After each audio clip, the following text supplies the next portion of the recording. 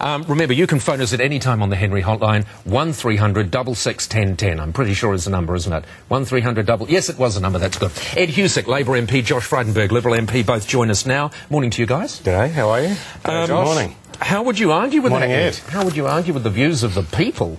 Oh, look, there's there'll be the good thing about whenever you're talking about these things is there's a whole wide range of views. You know, from my perspective as a backbencher, we just got to get on with the job, and I've got stacks of work out my way and things that need to be done.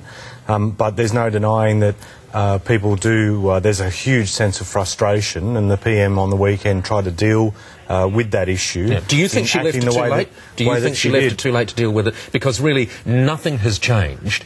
She effectively has gone. She's backflipped. Really, did she leave it too late? No. Well, she made, as she said yesterday, a judgment call. You know, taking into account the general mood of the community on this issue and the way in which... No, but she's made the call now about, you know, Should she have made it earlier? Should she have made it earlier? Well, everyone can make that call. I mean, we could do this as the sports section and talk about, you know, did we make the field goal at the right time? Which is sort of what we're doing. Yeah, exactly. Yeah. So, you know, she's made the call as the PM, and I think she's made the right one.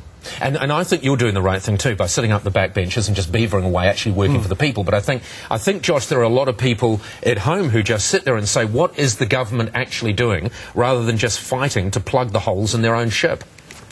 Absolutely. I think it feels like they're shifting the deck chairs on the Titanic.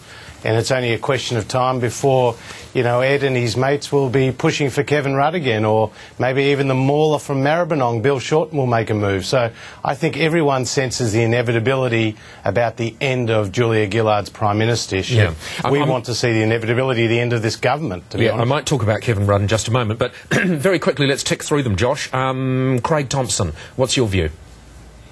Look, nothing's changed, as you said. I mean, he may not be in the caucus anymore, but his tainted vote will be still on the floor of the Parliament, and will be going every time with the Labor government. So nothing has actually changed here. And Ed, there is truth in that, isn't there? I mean, what has actually changed? Essentially, the Prime Minister said, you know, you're not good enough to be in the caucus, but we will, you know, you're good enough to prop the government up and keep us going. But what's he supposed to do? Like, if he makes a position that he goes as an independent, goes as a backbencher, he's entitled as one of the, you know, 150 members of the House of Representatives to cast a vote. And if he chooses, in this democracy, to vote in the way he does, where is the issue with that? I know what you're saying, but is it a tainted vote? Is it unacceptable for the Prime Minister to be relying on a tainted vote to prolong the government? Well, I think it's acceptable that, you know, 150 members of the House of Representatives have their say on things that matter, and if he has issues that come up within the electorate that he represents and will continue to represent until the next election, he should be allowed to do so. Very quickly, Peter Slipper, do you think he'll ever be back as Speaker? If you had to make a call... Are you a gambling man? I don't know. No. Oh, you're not. Imagine for a moment... There's plenty other ways to lose money. So.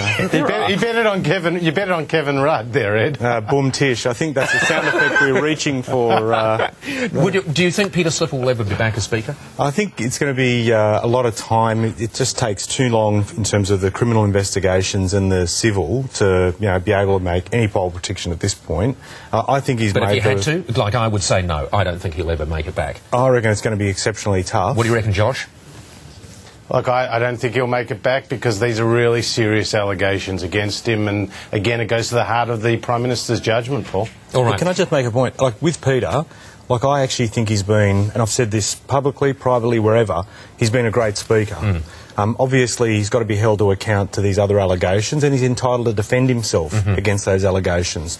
But in terms of stepping aside this week, we've got the budget coming up, which is, you know, critical in any government's year. And you can't allow him to taint that. And I think it's important that we just get the budget in place, because this is the one that will set us up in terms of financially or economically getting us back into surplus. All right, Julia Gillard, is she safe? And I say that in light of umpteen different polls and a lot of talk around the traps that maybe there are a lot of very edgy people sitting on your side of the House. Well, you know, I mean, the way that political commentary goes this day, another day more speculation, I mean, I just think it's ridiculous. You just got to, as I said, and I think it's important for the entire government to... Yes, of course she is. Like, I just don't... I think all the speculation